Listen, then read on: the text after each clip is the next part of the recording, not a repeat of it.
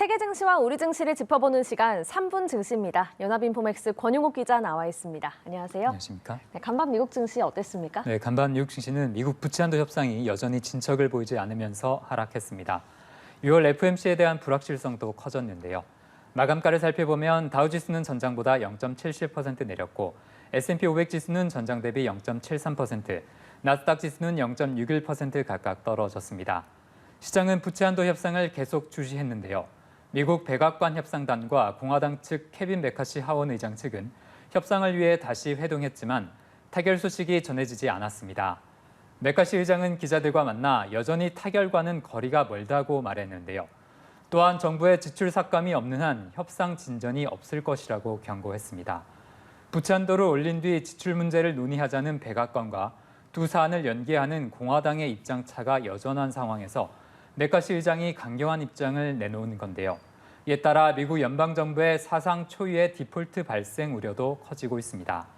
다만 메카시 의장은 협상팀을 백악관에 보내 협상을 이어가고 있다면서 협상 진전으로 디폴트가 오지는 않을 것이라고 강조했습니다. 네, 이제 정말 시간이 얼마 남지 않았는데 협상이 진전을 보이지 않으면서 시장도 불안해하고 있는 것 같습니다. 또 간밤에는 연준에 대한 긴축 우려도 나왔네요. 네, 6월 FOMC 회의를 앞두고 5월 회의에 의사록이 발표됐는데요. 의사록에 따르면 위원들 간에 추가 금리 인상이 필요하다는 쪽과 금리 인상을 중단하자는 쪽으로 의견이 나뉜 것으로 나타났습니다.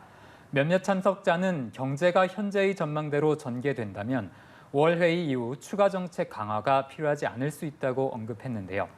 일부 다른 참석자는 인플레이션을 2%로 되돌리는 게 용납하기 힘들 정도로 느릴 수 있어 추가 정책 강화가 미래 회의에서 보장될 가능성이 있다고 말했습니다.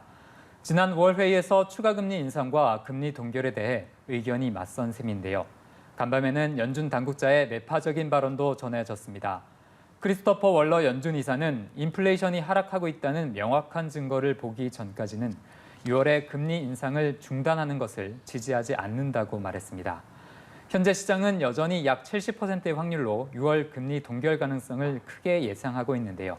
다만 혹시 모를 인상 가능성에 대비해 경계도 키우고 있습니다. 네, 또 조금 전에는 미국의 반도체 업체 실적이 주목받았다고요? 네, 뉴욕 증시 장 마감 이후인 조금 전에 엔비디아가 실적을 발표했는데요.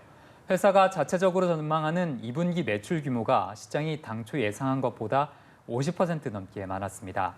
이에 따라 시간의 거래에서 엔비디아 주가는 20%대의 급등세를 이어갔는데요. 이 회사는 인공지능 개발에 이용되는 반도체를 세계 시장의 90% 이상 공급하고 있습니다.